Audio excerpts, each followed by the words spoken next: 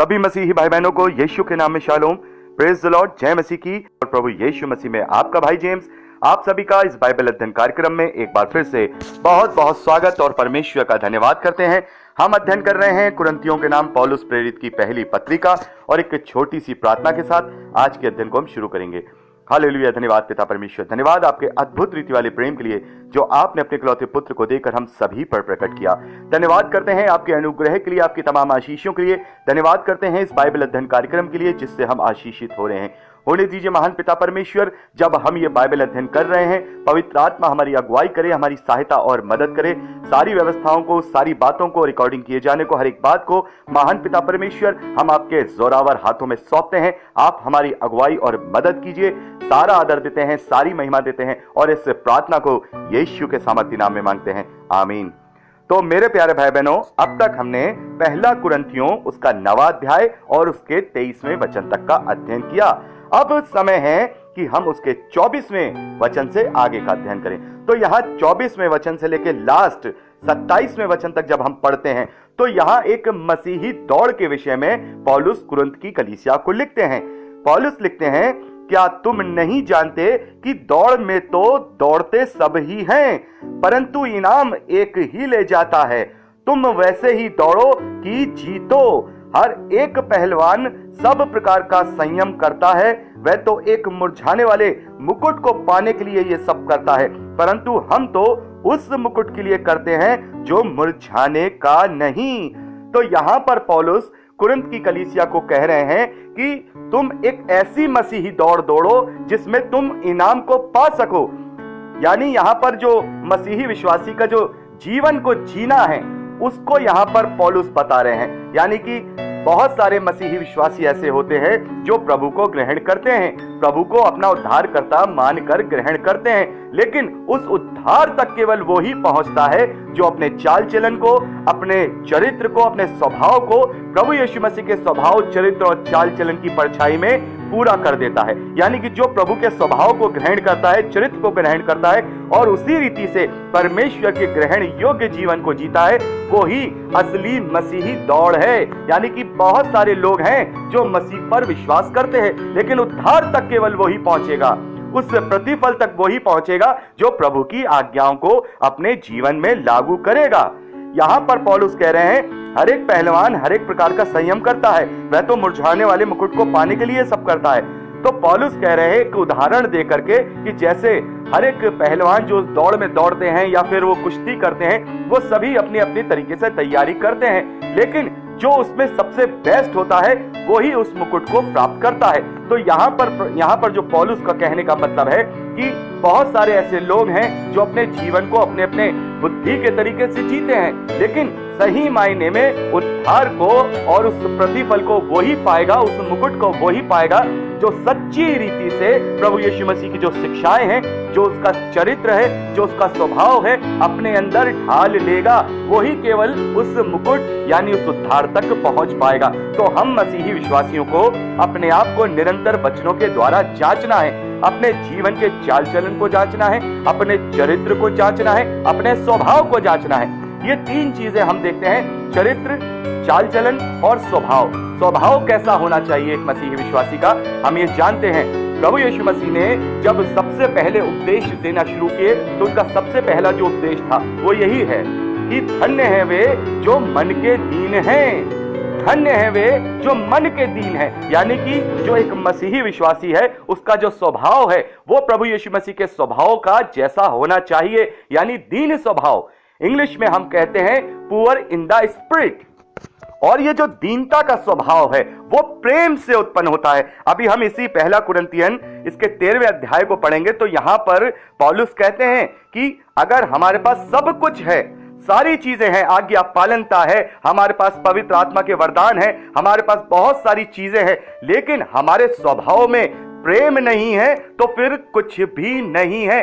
सब बातों में सबसे ऊपर प्रेम है, क्योंकि परमेश्वर की जो डेफिनेशन है वो भी प्रेम ही है, क्योंकि परमेश्वर का ये प्रेम है जिसने ये सारी सृष्टि की, क्योंकि वो अपने लिए ऐसे प्रेमियों को ढूंढता है कि सच्चे मन से जो उससे प्रेम करें। तो परमेश्वर की डेफिनेशन प्रेम है और चूंकि प्रभु यीशु मसीह भी स्वयं परमेश्वर का वचन है, इसलिए वो भी प्रेम की ही एक मूर्ति है, जिसने अपने प्रेम को इस रीति से प्रकट किया कि जब हम पापी ही थे तब उसने अपने आप को हमारे लिए बलिदान कर दिया। तो जहां प्रेम है वहां पर दीनता होगी, क्योंकि प्रेम जो है, अभी हम 13वां अध्याय अभी हम जब पढ़ेंगे तो बहुत सारी अच्छी बातें वहां प्रेम के विषय में बताई हैं कि प्रेम कैसा होता है। प्रेम निष्कपट होता है, प्रेम निस्वार्थ होता है, और जहां जो व्यक्ति निस्वार्थ होता है और वो सच्चा प्रेम करता है तो उसके अंदर दीनता आती है, और जो व्यक्ति प्रेम में चलता है उसके अंदर वो नम्रता आ जाती है कि वो अपने आप को दूसरे के लिए तुच्छ कर देता है। तो प्रभु यीशु मसीह ने इस समस्त मानव जाति को, जो उसके ही द्वारा क्रिएट हुआ है, उसके लिए अपने आप को तुच्छ कर दिया। इतना तुच्छ कर दिया कि उसने जब अपना इस धरती पर देहधारी हुआ तो उसके लिए, हम जानते हैं इस बात को, कोई बहुत बड़ा महल या कोई बहुत बड़ी जगह नहीं थी। उसे तो सराय में भी जगह ना मिली, और वो पशुशाला में एक चरनी में उसे, जब वो देहधारी हुआ है, उसको वहां पर रखा गया है। तो ये प्रभु यीशु मसीह का स्वभाव है जो दीनता और प्रेम को दिखाता है। यदि एक मसीही विश्वासी जब मसीही दौड़ रहा है, उसके जीवन में दीनता का स्वभाव नहीं है, प्रेम का स्वभाव नहीं है, तो वो दौड़ेगा तो जरूर, लेकिन उस उद्धार तक वो नहीं पहुंच पाएगा, उस प्रतिफल तक नहीं पहुंच पाएगा, क्योंकि बहुत सारे दौड़ रहे हैं और वही जीतेगा जो इन सब बातों को पूरा करेगा। दूसरी चीज हम देखते हैं, चरित्र क्या है? चरित्र, जैसे प्रभु यीशु मसीह ने कहा कि तुमसे कहा गया था कि तुम व्यभिचार ना करना, लेकिन मैं तुमसे कहता हूं कि तुम किसी स्त्री पर बुरी दृष्टि भी ना डालना। प्रभु यीशु मसीह का जो चरित्र का जो निर्माण करने का जो कार्य है, वो हमारे मन से शुरू होता है। हमारा चरित्र, किसी के प्रति हमारी बुरी दृष्टि ना हो, किसी के प्रति हमारे अंदर लालच ना हो, किसी के प्रति हमारे अंदर ये लालसा ना हो कि हम इसे प्राप्त कर ले, चाहे वो किसी भी प्रकार का कोई वस्तु भी हो सकती है। और यहां पर हम देखते हैं कि जो मनुष्य है इस प्रकार की लालसा अपने अंदर रखता है कि मैं इस प्रकार से ये बंगला बना लूं, मैं गाड़ी बना लूं, या मैं इस पोस्ट पर पहुंच जाऊं, या मैं ये चीजें कर लूं।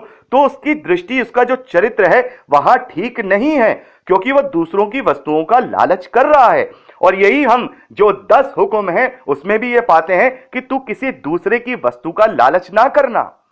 तो दूसरे की चीज का, जो दूसरे के पास है, उसके लिए ईर्ष्या करना, उसके लिए लालच करना, ये हमारे चरित्र के बिगड़ने का संकेत है। और सबसे ज्यादा हम देखते हैं जो अपनी जो शारीरिक अभिलाषा है उस पर हम कंट्रोल नहीं कर पाते हैं, और हम एकदम से जो है इस प्रकार से किसी को भी अपने दृष्टि से गलत तरीके से देख लेते हैं।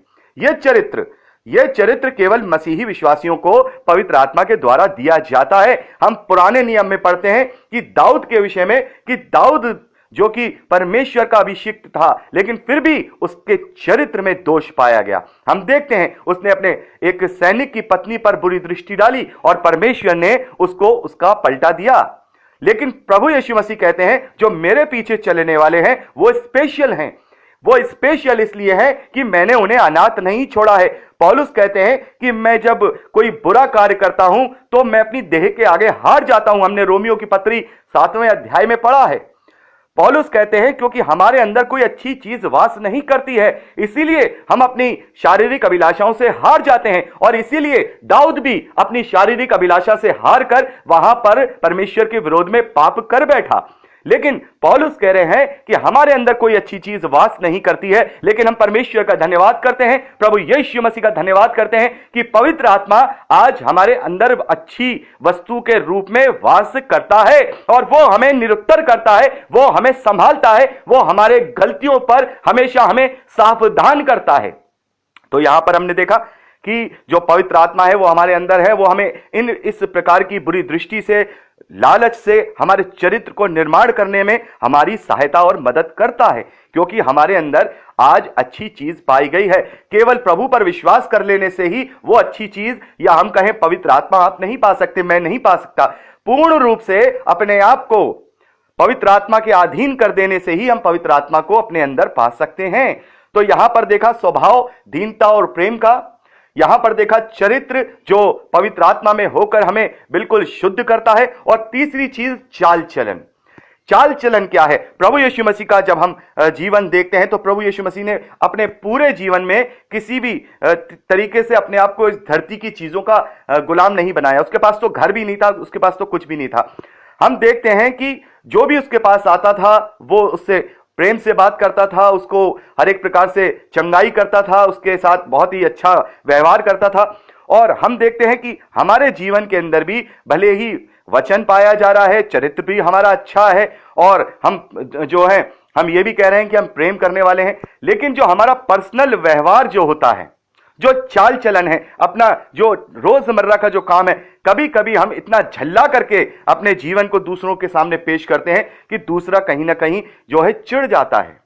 तो ये जो हमारा स्वभाव है, ये जो हमारा चाल चलन है, जो इस प्रकार से हम जीते हैं कि दूसरों को तुच्छ भी कर देते हैं, घमंड भी करते हैं, यानी कि जो हमारा चाल चलन है, कभी कभार ऐसा भी होता है कि छोटी छोटी ईर्ष्या, छोटे छोटे घमंड को हम लेकर के चलते हैं। बाकी सारी चीजें हमारे अंदर होती हैं, थोड़ी देर के बाद हमें एहसास होता है कि नहीं यार मैंने ये गलत कर दिया, नहीं यार वो मैंने गलत कर दिया। नहीं, चाल चलन प्रभु यीशु मसीह का देखिए किस प्रकार से वो अपने जीवन को जीता था। बिल्कुल अपने आप को जो है छोटा करके, कोई उसने ये चीज नहीं की कि मैं यहां तेरे घर में दावत करने आ रहा हूं तो मेरे लिए ये चीज का इंतजाम करना, मेरे लिए वो चीज का इंतजाम करना। नहीं, प्रभु यीशु मसीह कहते हैं कि मैं दबे कुचले पापी लोगों के लिए आया हूं, मैं उनके साथ रहूंगा ताकि मैं उनको पाप की दलदल से निकालकर उद्धार दे पाऊं।